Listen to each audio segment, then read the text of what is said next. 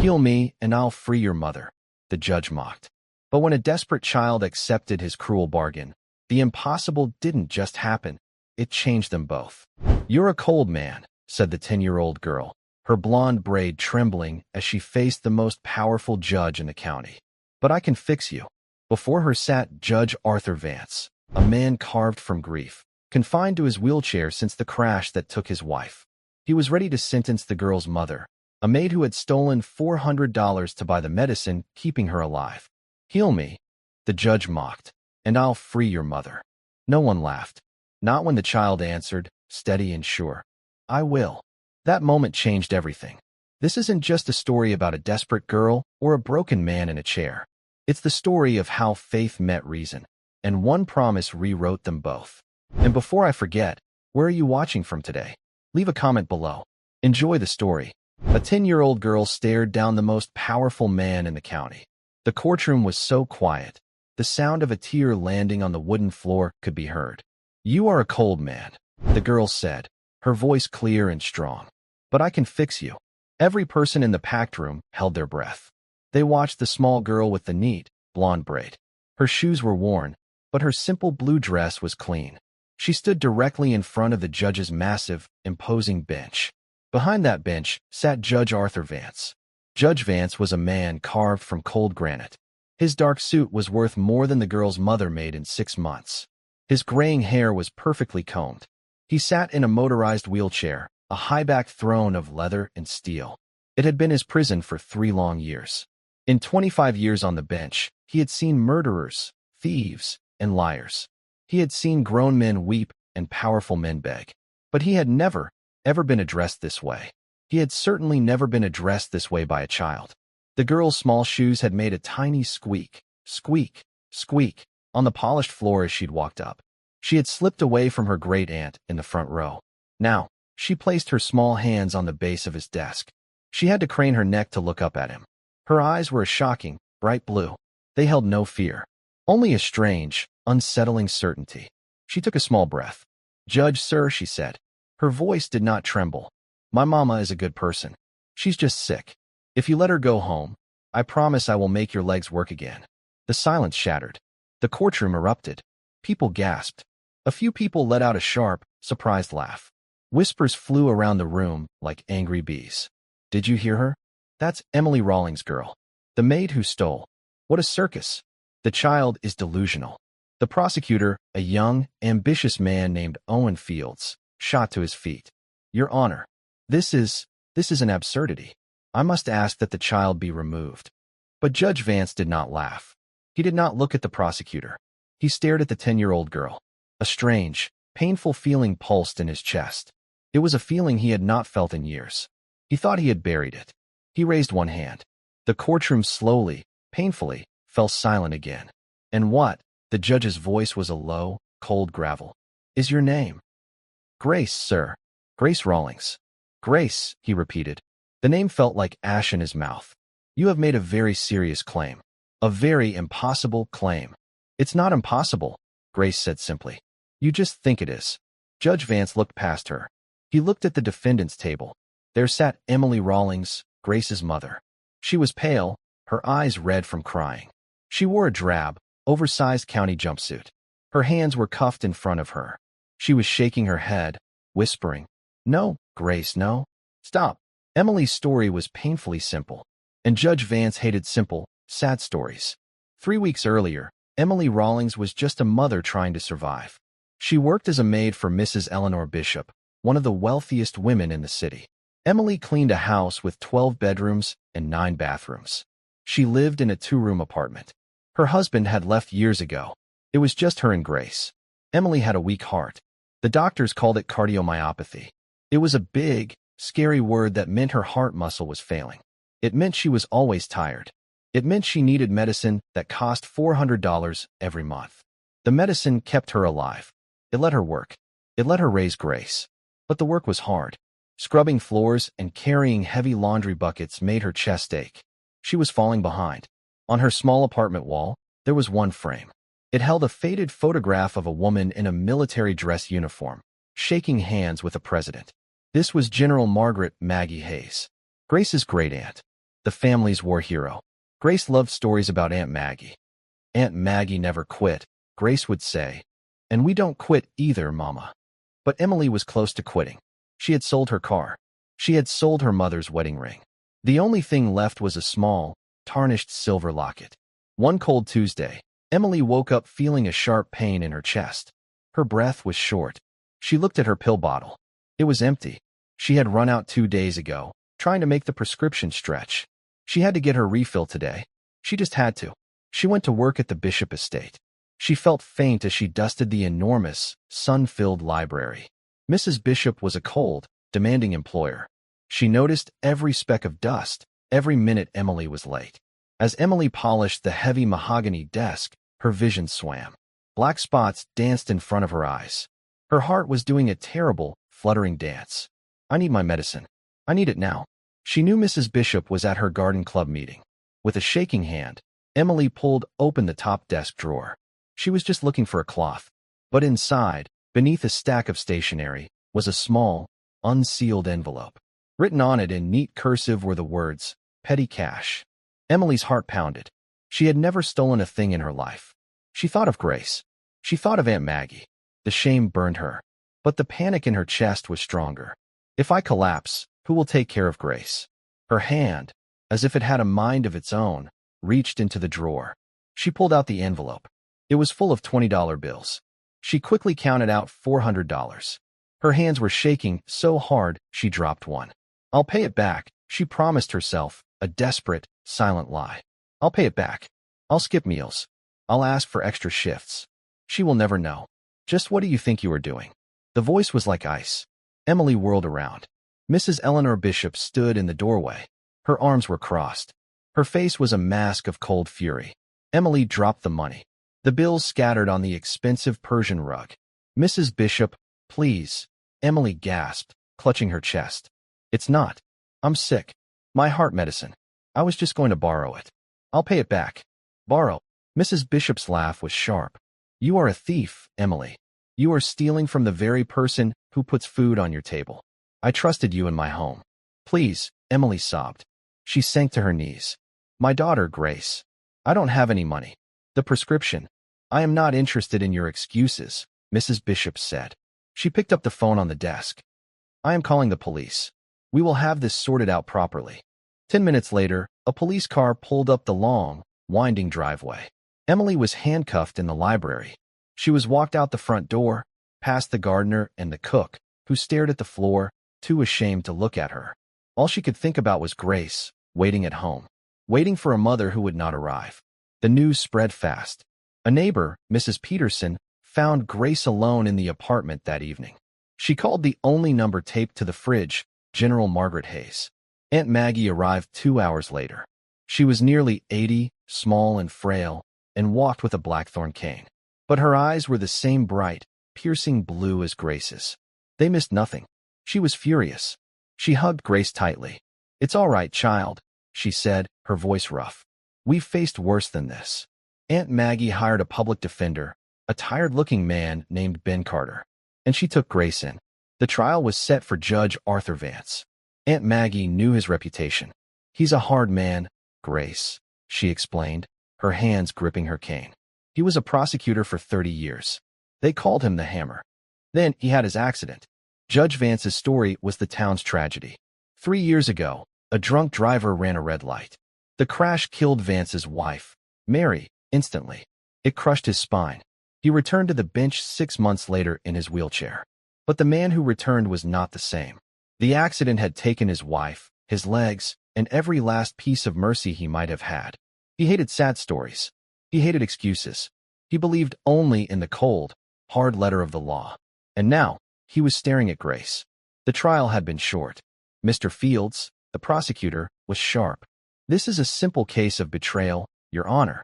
The defendant, Emily Rawlings, abused the trust of her employer. She stole $400. The law is clear. Mr. Carter, the public defender, did his best. Your Honor, this was not an act of greed. This was an act of desperation. My client has a serious heart condition. She needed medication to live. It was a choice between the law and her life. Judge Vance had listened, his face an unreadable mask. He gripped the armrests of his chair. He was about to speak. He was about to deliver his sentence. And that is when Grace had stood up. That is when she had walked to the bench. Now, she stood before him, her small promise hanging in the air. "Heal me, will you?" Judge Vance said. His voice was dangerously soft. The courtroom held its breath. "Yes, sir. Child, I have been to the best specialists in the world," the judge said. "I have been to doctors in Boston, in New York, and in Germany. They have all told me my injury is permanent. My spinal cord is damaged. It cannot be fixed. What makes you, a 10-year-old girl, think you can do what they cannot?" "Because they were trying to fix your bones," Grace said. "They weren't looking at your heart. Your heart is broken, sir. It's full of cold stone. It's what's keeping your legs from working." The judge's face went white. His knuckles turned white on the armrests. He had not spoken of his wife, Mary, in 3 years. He had locked all that pain away. How could this child see it? "I can see it," Grace said, as if answering his thought. "My Aunt Maggie says our family, we're healers. We can sense things. We fix things that are broken." Judge Vance let out a dry, harsh chuckle. It was a terrible, rusty sound. "Is that so? You will heal me, will you? And in exchange, I'll just free your mother?" He was mocking her. He was mocking this ridiculous, painful hope. "Yes," Grace said. She did not blink. "Your Honor," the prosecutor, Mr. Fields, tried again. "This is a mockery of the court." "Silence," Vance roared. He banged his gavel. The sound was like a gunshot. He stared at Grace. This was absurd. This was madness. He was a judge. He was a man of logic. But this child was not afraid of him. And she saw his sadness. She saw the stone in his heart. He thought of the long, empty nights, the pain in his useless legs, the crushing, endless silence of his huge, empty house. What if? The thought was a poison. It was a tiny, agonizing spark. What if? He looked at Emily Rawlings. She was crying, begging her daughter to stop. He looked at the old woman in the front row, Aunt Maggie. She was watching him, her blue eyes as sharp as her great niece. She gave a single, tiny nod. Judge Vance gripped his gavel. His logical mind screamed at him to sentence the woman and have the child removed. But the part of him that had died with Mary whispered, "What do you have to lose?" "Mrs. Emily Rawlings," the judge said, his voice shaking with a strange, new emotion. "Your daughter has made an unusual proposal." He looked at Grace. "You are 10 years old. You do not understand what you are offering." "I'm 10, not stupid," Grace said. "I understand." A ripple of shock went through the room. Judge Vance actually smiled. It was a tiny, grim crack in the granite. "Very well. I am going to do something I have never done in 25 years. He leaned forward. "I am postponing your mother's sentencing for 30 days. Emily Rawlings gasped. "In that time," the judge continued, "you will come to my home. You will attempt this. Healing. You have 30 days, Miss Grace Rawlings. To make my legs work again."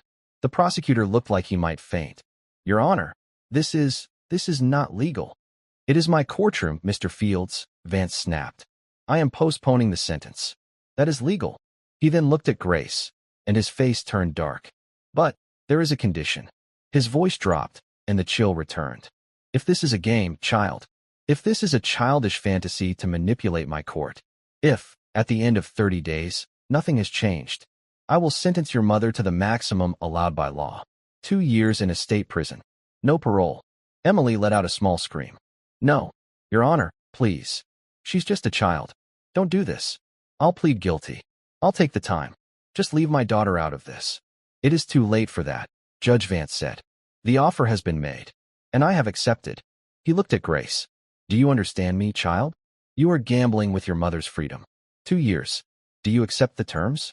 Grace looked at her mother, who was sobbing. She looked at her great Aunt Maggie, who was pale but resolute. Grace turned back to the judge. "I understand, sir," she said. 30 days. "Court dismissed," Judge Vance said. He banged the gavel. His motorized chair whirred, and he turned and disappeared into his chambers. Reporters rushed forward. Aunt Maggie grabbed Grace's hand and pushed through the crowd. In his chambers, Judge Vance wheeled himself to the window. He stared at the city skyline. His hands were shaking. "What have I done?" he whispered to the empty room. He had just placed his entire legal reputation and his own secret, agonizing hope in the hands of a 10-year-old girl. He felt like a fool. But as he sat there, he realized something else. For the first time in 3 years, he was not thinking about the past. He was thinking about tomorrow. And he was terrified. The gavel's echo faded, but the chaos in the courtroom exploded. Reporters, sensing the biggest story of the year, surged toward the aisle. Cameras flashed, and shouted questions filled the air. Grace, how will you do it? Miss Hayes, is this a stunt? Is your family part of a cult? Grace felt a small hand, tough as old leather, grip hers. Head up, child, Aunt Maggie said, her voice a low command. We're soldiers. We don't look at the ground. Aunt Maggie used her blackthorn cane like a shield, tapping it on the floor to clear a path. Step aside. Step aside. The child has nothing more to say. Ben Carter, the public defender, ran interference, his tired face now pale with shock. Please, give them space. This is a 10-year-old girl. They pushed through the swinging doors and into the bright, cold hallway. The noise was only slightly muffled. Aunt Maggie, Grace said, her voice small for the first time. Is she going to be okay in there? Aunt Maggie stopped and knelt, wincing as her old knees popped. She looked her great niece square in the eye. Her blue eyes were identical to Grace's, just weathered by time and war. Your mother is a Rawlings, she said, and she is my niece. They will not break her. But, Grace, what you did in there, that was the bravest thing I have ever seen. Braver than anything I saw overseas. But what if I can't? Grace whispered. The weight of the promise, 2 years for her mother, was just beginning to land on her small shoulders. You said you could see the cold stone in his heart, Aunt Maggie said simply. Did you lie to the judge? No, Grace said, shaking her head. I can see it. It's all gray and cracked. And it hurts him. Then you know what you have to do, Aunt Maggie said. She stood up, gripping her cane. Healers in our family. We don't fix things with magic, Grace. We fix them with truth. And the truth is hard work. Now let's go. We have 30 days. A single, unmarked black car was waiting for them at a side entrance, arranged by the bailiff who clearly pitted them. As they drove away, Grace watched the news vans cluster at the front of the courthouse. She felt like she was in a very small boat in a very big, angry ocean. The next morning, at exactly 9 o'clock, Aunt Maggie's rusty 20-year-old sedan pulled up the long, winding driveway of Judge Vance's home. The house was not a home. It was a fortress. It was a massive, modern structure of gray stone and dark glass, perched on a hill overlooking the city. The landscaping was perfect, but there were no flowers. Only sharp-edged hedges and tall, lonely cypress trees. He lives here, Grace asked. It was as cold as the judge. This is what grief buys you, Aunt Maggie said, her voice sad. A big, empty box. They walked to the heavy oak door. Before they could knock, it was opened by a woman in a stiff, gray uniform. She was tall, thin, and looked like she hadn't smiled since 1980. Her name tag read, Mrs. Davies. You are expected, Mrs. Davies said. Her voice was flat, matching the house. She did not look at Grace. She addressed Aunt Maggie. The judge is in his study. This way. Do not touch anything. They followed her through a grand foyer. The floor was polished marble, and their footsteps echoed. There was no art on the walls. No photographs. There was just space and silence and the faint, sterile smell of lemon oil. Grace had never been in a house so big or so quiet. It felt like a museum, but a museum of nothing. Mrs. Davies stopped at a tall, dark wooden door. In here. I will bring tea. The judge takes his with no sugar. The child will have milk, Aunt Maggie said. Mrs. Davies' thin lips tightened, but she nodded once and walked away. Remember, Aunt Maggie whispered to Grace, you are not here to be his friend. You are here to do a job. Be respectful, but be strong. I will be right outside. Grace nodded. She took a deep breath, just as her mother had taught her. In through the nose, out through the mouth. She pushed the heavy door open and walked in. The study was enormous. One entire wall was a sheet of glass, looking out over the city. The other walls were covered, floor to ceiling, in books. But like the rest of the house, there was nothing personal. No clutter. No photographs of his wife. Judge Vance was silhouetted against the bright window. He was in his wheelchair, staring out. Close the door, he said, without turning. Grace did. The click of the latch sounded very loud. She stood in the middle of the room, her hands clasped behind her back. She waited. The judge did not speak for a long, painful minute. He was testing her, seeing if she would fidget. seeing if she would get scared and run. Grace stood still. She looked at the back of his head. Finally, he spun his wheelchair around. The electric motor whirred. His face was gray in the morning light. He looked tired. "So," he said, his voice laced with cold sarcasm. "The healer has arrived. Where is your magic wand? Your bag of potions?"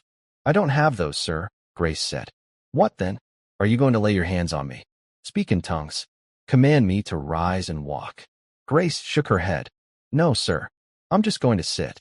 She pointed to a small, hard-backed wooden chair in the corner of the room, meant for a guest who was not welcome to stay long. "May I?" The judge was taken aback. This was not the start he expected. "Be my guest." Grace pulled the chair across the rug and placed it about 10 feet from him. Then she sat down. She put her hands in her lap, and she waited. They sat in silence. The only sound was the ticking of a large, grim grandfather clock in the corner. Tick, tock, tick, tock. Judge Vance stared at her. He was an expert at interrogation. He could break down hardened criminals with silence. But this 10-year-old girl just sat. She looked at him, not with pity, but with a calm, steady gaze. After 5 minutes, the judge couldn't stand it. "What are you doing?" he snapped. "I'm listening," Grace said. "Listening to what?" "The clock." "To the house," Grace said. "It's very sad here. It's empty. It feels like no one has laughed in a long time." The judge's hands gripped the arms of his chair. She was right. After Mary died, he had gotten rid of everything. All her things. Her pictures. Her colorful paintings. Her laughter. He had packed it all away, thinking if he couldn't see it, it wouldn't hurt. It had not worked. "You are here to heal my legs, not analyze my home, child," he said. "It's all connected, sir," Grace said. "Your legs, and this house, and your wife." The judge's face went from gray to a deep, angry red. "You will not speak of my wife." His voice was a low, dangerous growl. "You know nothing about her. You know nothing about my pain." "That's not true," Grace said. Her voice was soft, but it cut through his anger. "I know about pain. I know what it's like to have a hole in your life. My dad left. It's not the same as dying, but it's still a hole. And my mama is in jail." She leaned forward. "Your hole is bigger, I think. It's so big you're trying to fill it up with all this cold. You think if you're cold enough, you won't feel the fire. But the fire is still there. It's just burning you from the inside out." Judge Vance was speechless. He felt as if she had peeled back his suit, his shirt, and his skin, and was looking directly at his heart. "Who taught you to say these things?" he demanded. "Was it the old woman? Your aunt?" "Aunt Maggie just says to look. And to listen," Grace said. "People tell you everything, even when they're not talking." "You're not talking, Judge, but you're screaming." Before he could respond, the door opened. Mrs. Davies entered with a silver tray. She placed a cup of tea on the judge's desk and a small glass of milk on a side table. "Will that be all, Your Honor?" she asked. The judge waved a dismissive hand. He was still staring at Grace. Mrs. Davies shot the girl a look of pure poison. This child was upsetting the order. She was disturbing the perfect, cold silence the judge had demanded for 3 years. She left, closing the door a little too hard. "Drink your milk," the judge ordered. Grace took a small sip. "You should talk about her, sir." "Talk about who?" he said, stalling. "Your wife? Mary. That was her name, wasn't it?" He flinched, as if she had struck him. "Yes." The word was torn from his throat. "Was she nice?" Grace asked. The judge looked away, out the window. "She was—" He stopped. He hadn't said the words in so long. "She was the opposite of this house. She was all color. And noise. She painted. Badly," he added, a tiny, ghost of a smile touching his lips for 1 second. "She would sing in the kitchen. Also badly." He caught himself. The granite mask slammed back down. "That is enough. This is not therapy. This is a farce. You have 29 days left, Miss Rawlings. I suggest you start your healing, or you are wasting my time and your mother's."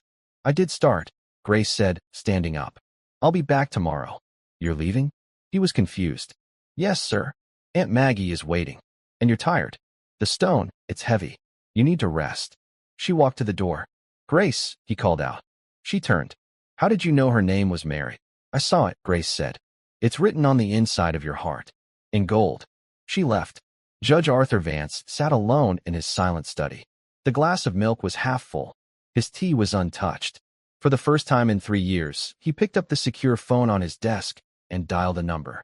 "Owen," he said, his voice rough. "It's Vance. I want you to look into a woman. A war veteran. General Margaret Hayes. I want to know everything about her. Her family. Her history. Everything." He hung up. He did not know if the child was a charlatan, a lunatic, or something else. But he was a judge. He built his life on evidence. And he was going to get some. He wheeled himself over to the window and looked down at the city. He saw the rusty old sedan pull away from his house. He put his hand over his heart. It was beating, fast and hard, against his ribs. It was the most he had felt in a very, very long time. The ride back in Aunt Maggie's old car was quiet for several miles. Grace stared out the window, watching the neat, wealthy suburbs of the judge's world give way to the cracked sidewalks of their own neighborhood.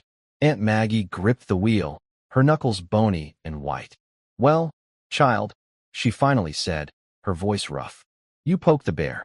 He was mean today," Grace said quietly. "Of course he was," Maggie said, turning a corner. "You held a mirror up to him. People who have been living in the dark don't like it when you suddenly flick on a bright light. It hurts their eyes." "He called you Maggie the Miracle," Grace said. "He was making fun of you." Aunt Maggie let out a dry chuckle. "That's an old name. Haven't heard it in 40 years. It was what the boys in my unit called me." "Why?" "Because I listened," she said, pulling up to their small apartment building. A boy would be wounded, a hole in his leg or his arm. The doctors would stitch up the hole, but the boy wouldn't heal. He'd have fevers. He'd be in pain. The doctors would be stumped. She turned off the ignition, the old car giving a final, sputtering cough. "So I'd go sit with him. I'd hold his hand. And I'd just listen. And soon, he'd start talking. He'd talk about his mother's farm, or the girl he was going to marry, or the fear, the terrible, deep fear that he'd failed his friends." She looked at Grace, her blue eyes sharp. He wasn't healing because he was scared. He was afraid to go home, or afraid he'd never be whole again. The hole in his leg was nothing. The hole in his spirit was killing him. "So you fixed the hole in his spirit," Grace whispered, understanding. "I just let him talk it out. I'd tell him, the body is a machine, son, but the heart is the engineer. That's all this is, Grace. You're just reminding the judge that his heart is still the engineer. He's just forgotten how to read the blueprints." "I think I made him too angry," Grace said, her hand on the car door. "He told me to get out." "But did you?" "No." "And are you going back tomorrow?" "Yes," Grace said, a new resolve in her voice. "I am. I have to. For Mama." That evening, Judge Vance sat alone in his vast, silent home. Mrs. Davies approached him as he sat in his study. "Will you be taking your dinner in here, Your Honor?" she asked. It was the same question she had asked every night for 3 years. He looked at her. He had hired her after the accident, specifically because she was cold and efficient. She never asked him how he was. She never showed emotion. She was as sterile as his house. Tonight, for the first time, her presence irritated him. "No, Mrs. Davies," he said, his voice startling her. "I will eat in the dining room." The housekeeper's thin eyebrows shot up. "Sir, the dining room has not been prepared." "Then prepare it," he said. "One place. At the head of the table." "As you wish, Your Honor." She turned, a flicker of disapproval on her face. This, child, was disrupting the routine. A few minutes later, the judge wheeled himself into the cavernous dining room.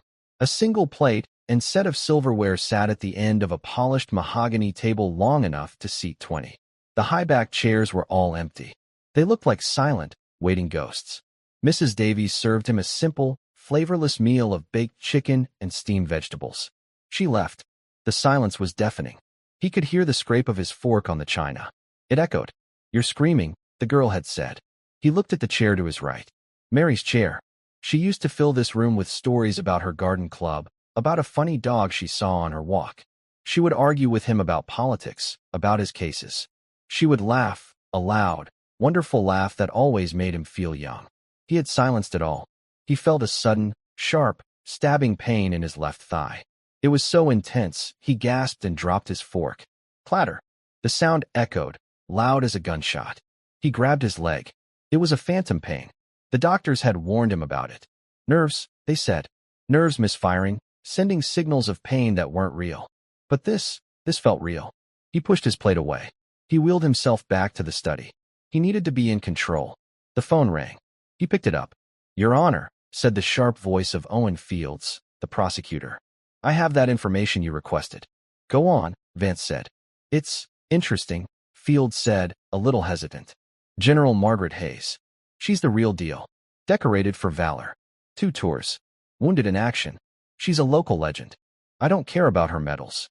What about the other? Talk, right? Fields said, shuffling papers.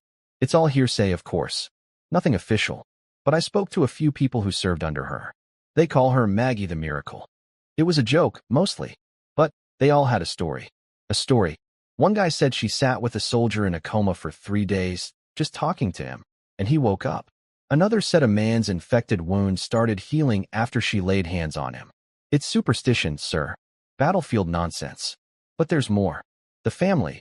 They've been in this valley for 200 years. They have a reputation. A reputation for what? The judge snapped. For seeing things. Knowing things. The people in the countryside, they respect them. And fear them a little. They're known as healers, but not with medicine. They're folk healers. The judge's grip on the phone tightened. Folk healers. So this is a grift. A family con. It seems that way, sir, Fields said. But the mother, Emily Rawlings. She's clean. Not a single parking ticket. Her heart condition is legitimate. Very serious.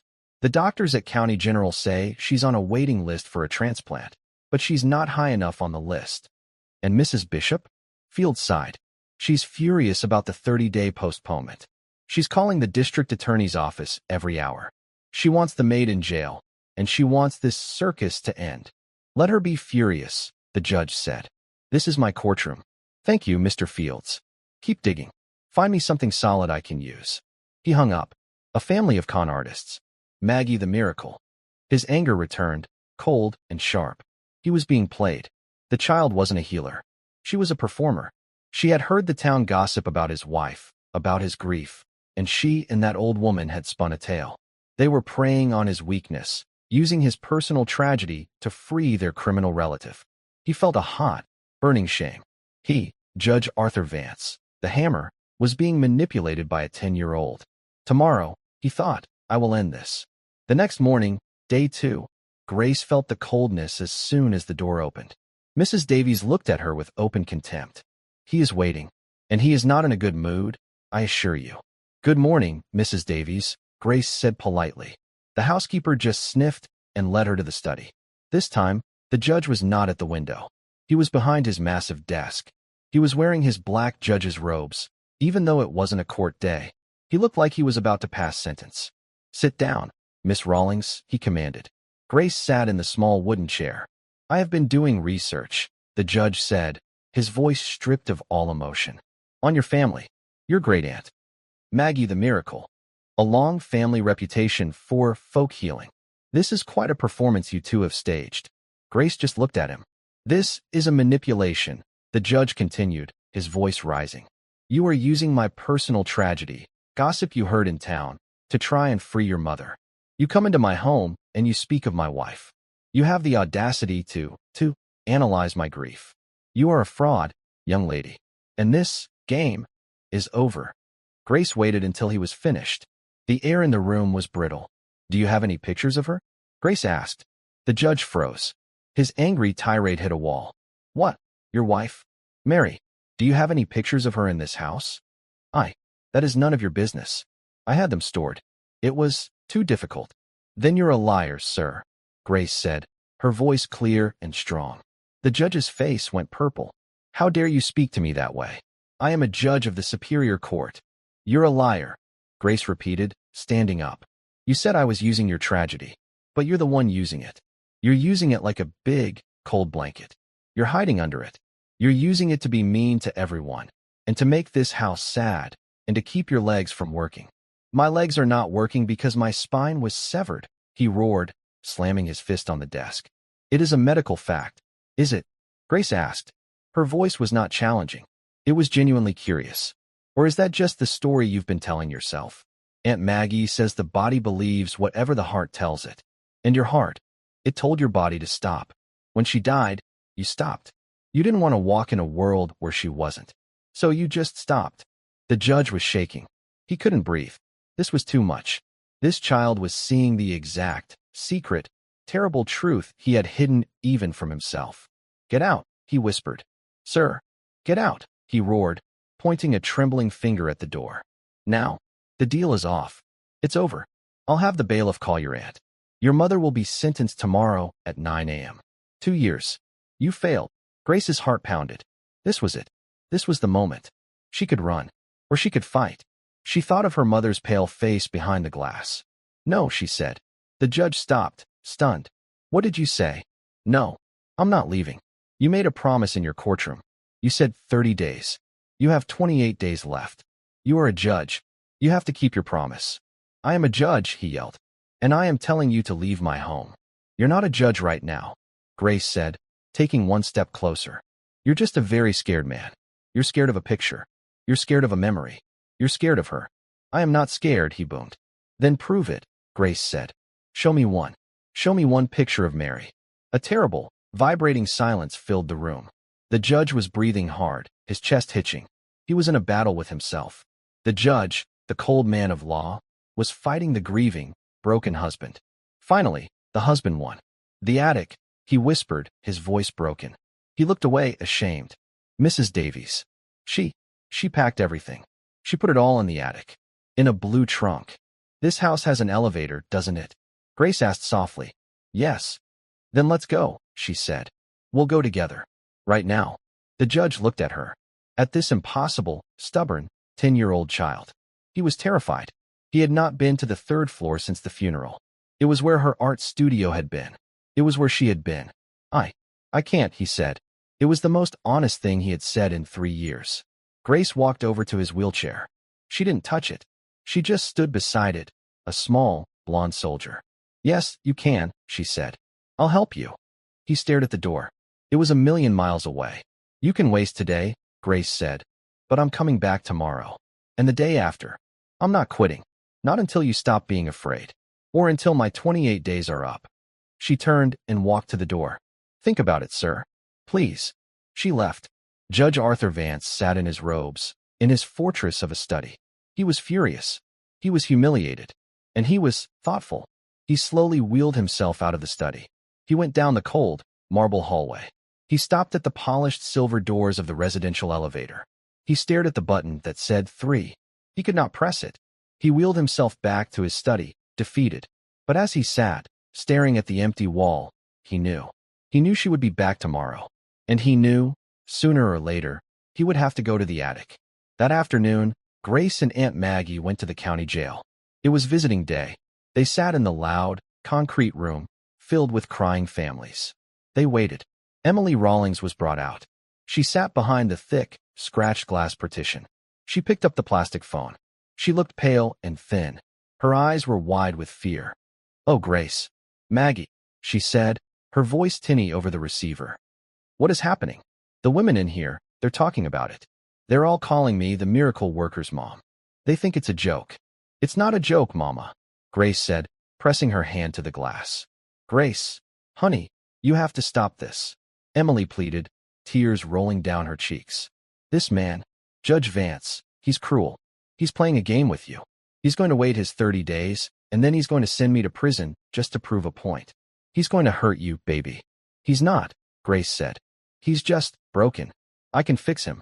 "You can't fix him," Emily sobbed, her voice rising. "He's not a broken doll. He's a broken man. Please, Maggie, talk to her. Stop this. I'll just take the sentence. I'll do the 2 years. It's better than him hurting you." Aunt Maggie leaned forward, picking up her own receiver. "Emily," she said, her voice full of steel. "You look at me. We are not a family of quitters. Grace has made a bargain. We will see it through. Your job is to stay strong. Our job is to get you out." "Time's up," a board guard called out. Emily was led away. She looked back, her face a mask of love and pure terror. Grace kept her hand on the cold glass long after her mother was gone. She felt the chill seep into her bones. 2 years. The judge's threat. It wasn't a game. It was real. She looked at her great-aunt. "Tomorrow," Grace said, her voice low. "Tomorrow, I'm going to make him go to that attic. I have to." The next morning, day 3, Grace arrived at the fortress of Greystone. She felt a cold pit of fear in her stomach. What if he had called the guards? What if he refused to let her in? But the heavy oak door opened. Mrs. Davies stood there, her face tighter than a drum. "He is in the foyer," she said, her voice a low hiss of disapproval. She clearly knew of yesterday's argument. Grace walked into the echoing marble hall. Judge Vance was there, as promised, in his wheelchair. He was not in his robes. He wore a simple gray sweater. He looked as if he hadn't slept at all. His eyes were red-rimmed, his face pale and drawn. He did not say good morning. He simply stared at the silver elevator doors. "You're here," he stated. It wasn't a question. "Yes, sir," Grace said, standing a few feet away. "You and your aunt. You are cruel people," he whispered, not looking at her. "You are digging up bones that should be left buried." "They're not bones, sir," Grace said softly. "They're just memories. And they're not buried. You've just locked them in a room. You're the one who's been their jailer." The judge let out a short, harsh breath. He looked at her, his eyes full of a pain so deep it made Grace's chest ache. "You have no idea what you are asking." "I'm not asking," Grace said. "You're the one who has to decide. I have 28 days left. We can sit here, or we can go." The judge stared at the elevator button. The small, round 3 seemed to mock him. He could feel the sweat on his palms. His heart was pounding, a panicked bird in his ribs. He felt dizzy. I can't go up there. She can't make me." He looked at this 10-year-old girl. She was not a con artist. He knew that now. She was not a fraud. She was something else. She was a mirror, and he hated what he saw. But he also knew, with a terrible, dawning certainty, that she was right. He had stopped. He had stopped living. He was a ghost in his own home. "If I do this," he said, his voice a rasp, "and nothing changes, you will be responsible for what happens to your mother. I will not show mercy." "I know," Grace said. With a trembling, spasming hand, Judge Arthur Vance reached out. He pressed the button. A quiet ding sounded. The silver doors slid open. The ride up was the longest 30 seconds of the judge's life. The elevator was smooth and silent. Grace stood in the corner, her hands behind her back. The judge stared at himself in the polished steel of the door. He saw a gray, old, broken man. The doors opened again. Ding. They were on the 3rd floor. This hall was different. A large skylight made the space bright and airy. And at the end of the hall, there was a single white door. Mary's studio. He wheeled himself forward, the rubber tires silent on the hardwood floor. He stopped in front of the door. "It's locked," he whispered, a strange relief in his voice. "Mrs. Davies. She must have the key. I do not." Grace looked at the doorknob. "No, it's not," she said. She reached out, her small hand covering his on the doorknob. "You're just afraid to turn it." She was right. He hadn't tried. "Together," she said. He wrapped his fingers around the cold brass. Grace put her hand over his. Together, they turned. Click. The latch opened. Grace pushed the door. It swung open with a soft whoosh, disturbing the air inside for the first time in 3 years. Sunlight poured into the room. It was not a dark, spooky attic. It was a beautiful, open space with a sloped ceiling and a massive, floor-to-ceiling window. Dust motes danced in the light like tiny, golden angels. The room was filled with her. Her scent, a faint, lingering smell of lavender and turpentine. Her canvases were stacked against the wall, some finished, some only sketched out. Her easels stood like lonely sentinels. Her smocks, splattered with bright blues and yellows, hung from hooks on the wall. And in the center of the room, clean and neat, was the blue trunk. It was a large, bright, robin's egg blue trunk. Mary had loved that color. Judge Vance wheeled himself into the center of the room. He could not breathe. He was suffocating. I can't. He choked, trying to back the chair up. "Yes, you can," Grace said. She walked over to the trunk and knelt beside it. She ran her hand over the smooth, painted lid. What was her favorite color? The judge stopped. The question was so simple. "This one," he said, his voice thick. This blue. She wanted to paint our front door this color. I told her it was undignified. We fought about it. The day before the accident. A single, hot tear rolled down his cheek. He wiped it away, furious. "She sounds fun," Grace said. "She was," he whispered. "She was chaos. She was everything I am not." He looked at the trunk.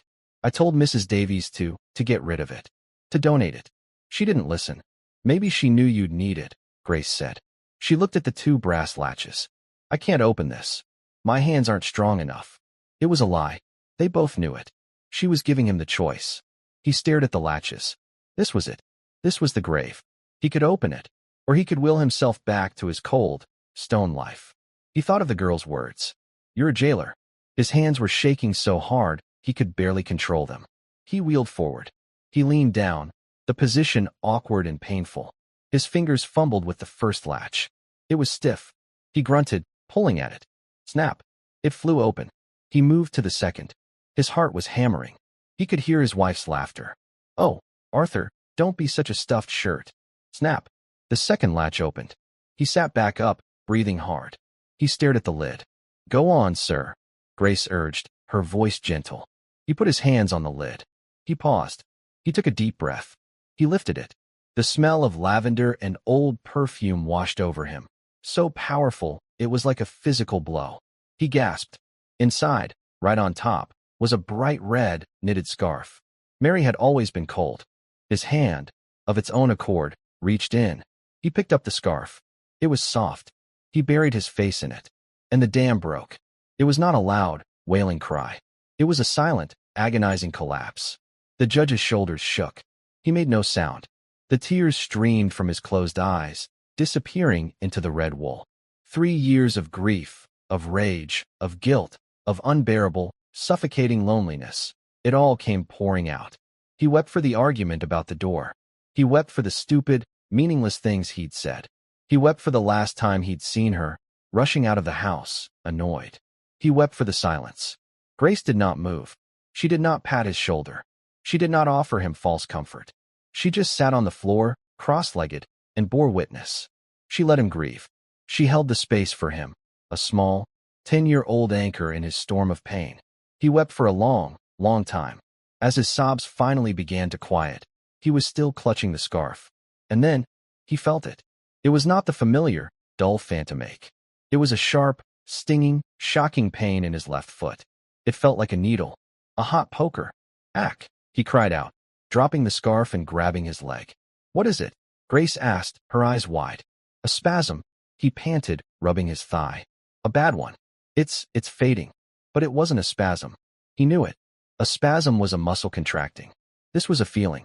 This was a nerve, somewhere deep in the wreckage of his spine, firing. He stared at his useless, tweed-covered leg. It hurt, he said, bewildered. It actually hurt. He looked at Grace. Her face was calm. Good, she said. The stone is cracking. The fire is getting out. He looked at the trunk again. Beneath the scarf, he saw the edge of a small, square canvas. He reached in, his hand still trembling, and pulled it out. It was a painting. A bad painting, just as he'd said. The colors were too bright. The perspective was all wrong. It was a painting of their garden. But in the corner, Mary had painted him. He was in his suit, reading a book, and he was smiling. He had not seen himself smile in 3 years. He held the painting. He looked at Grace. Tomorrow, he said, his voice raw. Come back tomorrow. Grace came back. Day 4. Day 5. Day 10. The judge was a man possessed. He had called his old physical therapist, a no-nonsense man named Dr. Evans. Judge Vance, Dr. Evans said, walking into the judge's home gym for the first time in 2 years. I told you, there is nothing more I can do. The nerve damage is permanent. You told me I had no motivation, doctor, the judge snapped. He was on the therapy table. I am motivated now. So, do your job. For 2 hours every morning, before Grace arrived, the judge would fight. Dr. Evans would move the judge's legs, stretching the atrophied muscles. Push against me, Arthur, he would command. The judge would grunt, his face purple with strain. He would try to make his leg move. Nothing. Again. I am trying, the judge roared, slamming his fist on the mat. It's not working. Your anger won't fix it, the doctor said. When Grace arrived in the afternoon, she would find him exhausted, furious, and defeated. They would sit in the study. But the study was different. The small, bad painting of the garden now sat on his desk. It's not working, he told her on day 15. I'm doing the work. I'm feeling the grief. I'm trying. Nothing. It's all for nothing. You're not trying, Grace said, looking at him. What? He said, insulted. I am in agony every single day. You're not trying, she repeated. You're commanding. You're sitting on your bench, in your head, and you're banging your gavel, telling your legs to rise. You're trying to sentence them to walk. But they're not criminals, sir. They're just sad. Like you. The judge stared at her. You're not a judge in that, Jim, she said. You're just a man. You have to ask them. You have to. You have to forgive them. And you have to forgive yourself. For the accident. It wasn't your fault. The judge looked away. He had never admitted it. He had been driving. He had been driving. The drunk driver had hit his side of the car, but the impact had killed Mary. He had lived. She had died. The guilt was the true paralysis. It should have been me, he whispered. But it wasn't, Grace said. And she wouldn't want this. She wouldn't want you in this chair, in this cold house. She'd want you to paint the front door blue. A small, watery smile touched the judge's lips. She would, wouldn't she? He looked at his hands. Forgive them. That night, alone in his bed, the judge did not try to push. He did not command. He lay in the dark, and he talked. Mary, he whispered to the empty room. I'm sorry. I'm so sorry. I want to walk again. I want to walk in the sun, like you said. He remembered the letter. The one he'd found in the trunk, the one she'd written for their anniversary, the one he was supposed to read after she. No, he hadn't read it. He'd put it away. He hadn't found a letter. Grace had said that. Don't let my death be the end of your life. Please, walk in the sun for me. Wait. He hadn't found that letter. Grace had said. No, that wasn't right. What had she said? His memory was foggy. He lay there. Please, he whispered to his legs. It wasn't your fault. It was mine. But I'm done. I'm done being cold. Please, come back. He concentrated. He thought of the red scarf. He thought of her bad painting. He thought of her laugh. And under the blankets, his left toe moved. Just a twitch. A tiny, insignificant flicker. He gasped. He tried again. Nothing. He laughed. A real, actual, rusty laugh. It was a start. Day 29. The day before the deadline. The judge was in his study when the phone rang. He had dismissed Mrs. Davies 2 weeks prior. A new, cheerful-looking housekeeper was arranging flowers in the foyer. Flowers. He picked up. Vance. Your Honor, said Owen Fields, the prosecutor. He sounded agitated. You need to turn on the news. Mrs. Eleanor Bishop is holding a press conference. She's on the courthouse steps. She's accusing you of judicial misconduct. She's saying you're being manipulated by a child faith healer, and that this entire 30-day period has been a circus. She's demanding your recusal and a new trial for Emily Rawlings. The judge was silent. He looked across the desk at Grace, who was reading a book. Your Honor, did you hear me? Fields asked. This is bad. The media is eating it up. Thank you, Mr. Fields, the judge said calmly. But it doesn't matter what she says. I've already made my decision about Mrs. Rawlings. But, sir, your reputation. My reputation is my own concern, the judge said, and hung up. He looked at Grace. The woman, your mother's employer. She's trying to have me removed from the case. Grace looked up from her book. Does that mean the deal is off? She asked, her voice small. No, the judge said. He smiled. A deal is a deal. He wheeled himself to the window, which was open. The smell of fresh-cut grass filled the room. You've done what you promised, Grace, he said. You fixed the stone. You healed my heart. He turned to face her. But I'm still in this chair. Are you, sir? Grace asked, closing her book. Judge Arthur Vance looked at the small, 10-year-old girl. He looked at the painting on his desk. He thought of his wife. He put his hands on the armrests of his wheelchair. He took a deep breath. He pushed. His body shook with the strain. His face turned red. A low groan escaped his lips. It was agonizing. The muscles, dormant for so long, screamed in protest. He got one foot flat on the floor, then the other. He gripped the edge of his massive mahogany desk. He pulled. He was sweating. He was shaking. And he stood up. He was unsteady. He was trembling from head to toe. He was leaning heavily on the desk. But he was on his own 2 feet. Grace stood up, too. Her eyes filled with tears. You're standing, she whispered. Yes, the judge panted, his voice thick with emotion and effort. I am. Day 30. The courtroom was a zoo. It was standing room only. Mrs. Bishop was in the front row, looking smug, flanked by a high-priced lawyer. Owen Fields looked like he was going to be sick. At the defendant's table, Emily Rawlings was crying silently. Aunt Maggie sat behind her, straight as a rod, her eyes fixed on the judge's door. All rise, the bailiff called out. The side door to the judge's chambers opened. First, a bailiff entered, pushing the judge's empty wheelchair. He parked it next to the bench. A collective gasp sucked the air from the room. Then, the judge appeared. Judge Arthur Vance walked. He was using 2 black canes. Each step was a visible, painful, deliberate effort. He was drenched in sweat, his robes clinging to him. But he was walking. Tap, step, tap, step. The sound echoed in the dead-silent room. People were standing, their mouths open. Mrs. Bishop looked like she had seen a ghost. Owen Field's jaw was on the floor. Emily Rawlings let out a sob. Oh my God.